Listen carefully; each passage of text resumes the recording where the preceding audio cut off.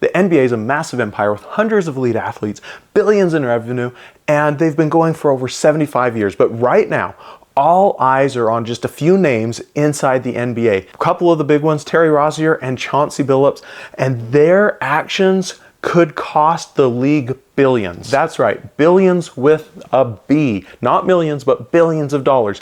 And it's just because of a few people. It's crazy. And if it can happen to the NBA, it could happen to your business too. So here's the real question for small business owners and entrepreneurs. It is, what do you do? What do you do when just one or a couple of employees, maybe a subcontractor or a partner, they could come and take down nearly everything you've built? Now flip it. What happens when this giant stumbles? Could there be opportunities here because of what happened in the NBA? Are there opportunities for you or others to rise up? All right, so let's break this down real quick. So Terry Rozier, he's been accused of tipping off gamblers about his own on-court performance. We're talking letting people know that I'm not going to be playing my best tonight or something's going to happen, that kind of messaging. Chauncey Billups allegedly lent his name for high-stake poker events run by people with mob connections. Two individuals in a league that has thousands of people in it. There are literally thousands of people connected to the NBA. We're talking just two names. There's a few others, but those are two of the big ones right now. The fallout is massive. The NBA now risks losing billions of dollars in sponsorships alone. We're talking some of their gambling partnerships are now going to be under scrutiny. And there's this massive issue with trust. And that is probably the biggest price they're going to be paying. Because when a brand this powerful loses control of the narrative of who they are and their soul in front of the public, the world starts asking, can we really trust you at all? What else is going on? If this happened with just a couple, 2, 3, however many players, I mean, there's been about 30 people indicted so far, but most of them aren't directly connected in the NBA. But if that's happening, people are saying if there's 2 people involved, who else? What else is going on that we don't know about? Now, I'm not the NBA, you're not the NBA, we're not them, but these same kind of rules are going to apply for all of us. Trust is fragile. And if one of your employees or team members or partners or subcontractors, if they're out there breaking the trust, your customers or potential customers most likely aren't going to say, oh, it was just Sam or it was just Joe over here or just Bob. They're going to say, no, that company, that brand is one that I don't want to do business with. I don't trust that business anymore because you're a part, because that employee or that subcontractor was representing your brand in those actions. They are going to blame the brand. One bad review, it can really hurt sometimes. It can really affect a business in a bad way. One rogue employee, customers can stop coming. One shady partner, your name, your credibility, it can be gone. Now, most small business owners aren't sitting around stressing over this, and that's probably a good thing.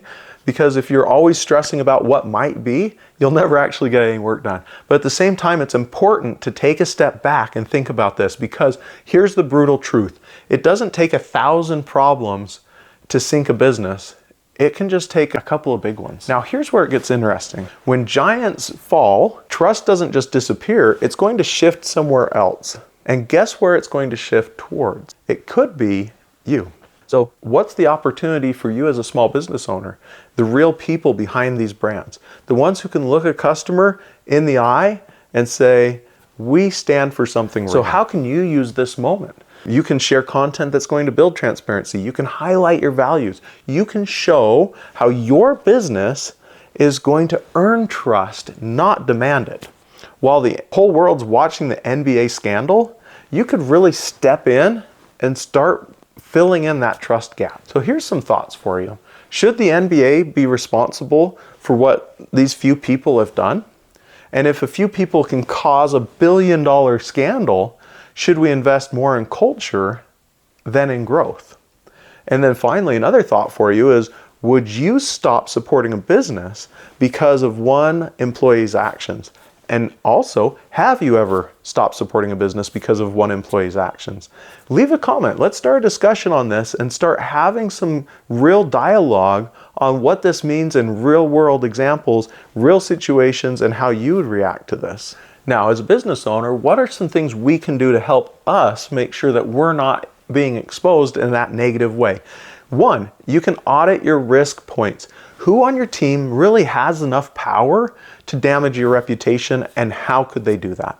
Two, you can build culture within your company, and you can also set up guardrails to help protect against this.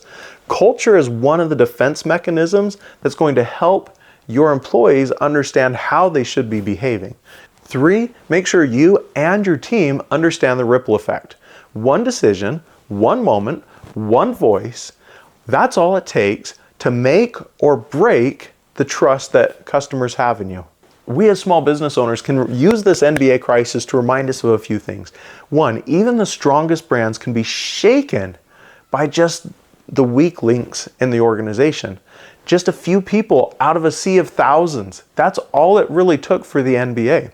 In your business, you might not have billions of dollars, you probably don't, but it could still be everything you've been working for years.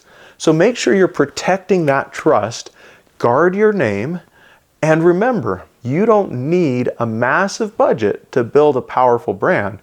What you need is to protect the right things before it's too late. Now, before you go, make sure to drop a comment, share some thoughts. How does this situation allow you as a business owner to scale up, leverage up, or have you ever stopped doing business with a company because of one employee's actions? And how do you protect your business from being taken to the cleaners by a couple of bad employees?